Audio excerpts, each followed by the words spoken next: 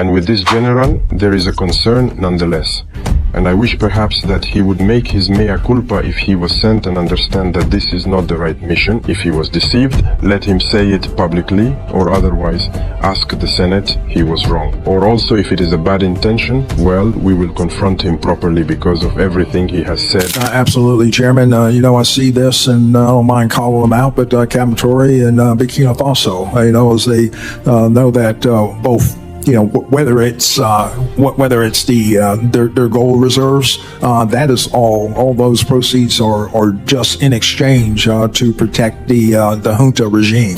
It is lies, and it is very disgraceful to see an adult lie, to see an adult general officer of a large army. It is Burkina's gold. It doesn't concern him. Because Burkina has never had a gold reserve until we arrived. We were the ones who started saving gold at Burkina Faso's treasury. Otherwise, there was not a single large gold reserve in Burkina. It means he is a liar again, and the part that hurt me the most was deeply personal, not because he holds the title of a general, or because he's American, but for the simple yet profound reason that he is a black man, and it is very painful to see they use a black man to fight against another black man.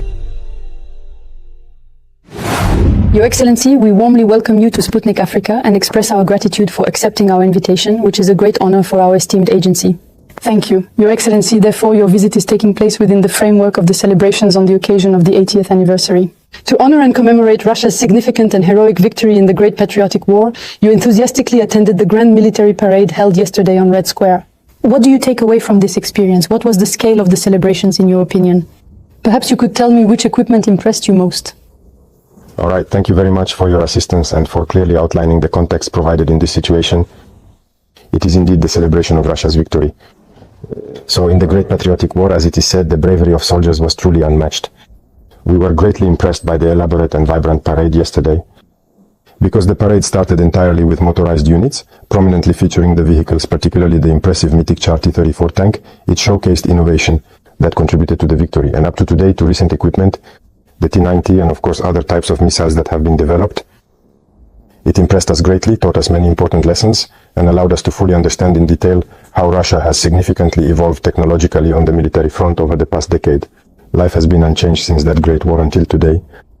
All right, Mr. President, and why has it been important for you to respond to President Putin's invitation and join Russia in these celebrations? This invitation holds significant importance for me for various reasons, foremost being that it comes from a friendly and welcoming country that I admire. Russia and Burkina Faso today are engaged in a close collaboration effort. Our cooperation is quite strategic, so that means we must come together to develop a comprehensive plan, therefore to participate alongside the Russian people. Secondly, in this same war, numerous key battles were fiercely fought. Our ancestors also contributed. The liberation of Europe in this war, fighting against Nazism, this means that we share a common history. In the celebration of this victory, it is very important. Another thing is that today, Russia and Burkina Faso are in the same fight. We have a world that I can clearly and accurately describe as unilateral. We want a multipolar world. We want a free, independent world, a peaceful world where nations do not dictate, so that other nations do not dictate what they must do and how they must be. So Russia is actively engaged in this significant and challenging fight, which is also an important battle against the rising threat of Nazification, if I may say. We too are in this same type of fight against imperialism that wants to enslave us, that wants to keep us in bondage. We share the same perspectives, which makes it very symbolic that we have chosen to come and participate alongside the Russian people in this celebration today. Notably, the Soviet people greatly contributed to defeating Nazism, and Burkina Faso, as you rightly say, they are applying substantial efforts today to fight against and fully eradicate terrorism worldwide. Do you see similarities between our two peoples, and how does that manifest more concretely? Yes, I have learned many lessons during this celebration. There are many similarities in the struggle we are currently leading.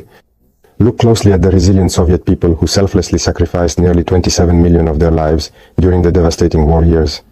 To achieve this glorious victory, at some critical point they could have declared that it was enough, signed the armistice and given up. But their unwavering courage, persistent tenacity and steadfast resilience motivated them to continue the arduous and prolonged fight, and they ultimately won. Our dedicated Burkinas have been tirelessly fighting against terrorism for 10 arduous years, striving to ensure lasting peace and stability within our nation.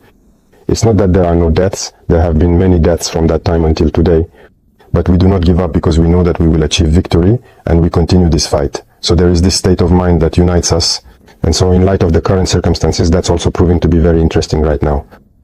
Furthermore, in what detailed ways would you analyze the considerable influence that the Soviet Union's victory in World War II had on the extensive process of global decolonization that followed? What would have happened if we had tried to imagine the possible outcomes in that particular situation earlier? They would have moved to Africa if Nazism had won. Without a doubt, I can say that has contributed a significant amount. So if Nazism had won, I can't imagine how drastically different our world would be today. But I imagine, that historically people did not respect black individuals as they should have. Even today, this lack of respect continues. We have always referred to black people in different contexts. At a certain level, they actually treated those individuals as if they were animals. You have followed the stories of colonization, of slavery. Black people were tortured. They are exposed in cages like wild animals in Europe. Black people were forcibly castrated by authorities to prevent them from having offspring. Black people were systematically and brutally treated as less than animals during certain historical periods. As you may know, extensive research in Congo has revealed that cardboard costs more than a black person's skin. They preferred to dry the rubber under a black person's skin rather than pay for cardboard to dry the rubber. Black people suffered greatly from slavery for centuries and centuries, colonization. And this war, you see, we came to take our ancestors without their consent, putting them on the front lines to be slaughtered. And upon returning, did you learn what happened in Senegal? When they wanted to claim their money, they were killed. That is to say, they do not consider black people. And as for that, they went to fight alongside so-called allies who treat them like that. But imagine if Nazism had won. That would have been a catastrophe. So that's why I said it was a struggle to carry out. It was true madness in the world. It was a struggle to carry out, and Africa participated. And today we can genuinely say thank you to the remarkable Soviet people who made the greatest sacrifice for our country's freedom and its future generation. No one has lost as many men or experienced as much destruction during the war as the Soviet people. So we are grateful, and I believe it was necessary. For the world today, it is essential that Africa can also hope to continue its development and growth. Thank you very much for your response. You recently stated that Burkina Faso will be the tomb of terrorism. Are you imposing concrete deadlines to completely defeat it? And how do you see future Russian assistance regarding this? One of the main pillars of the Russian-Burkina Faso partnership.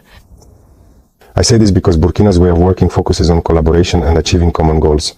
Today there are many others. The criminals they recruit to come fight in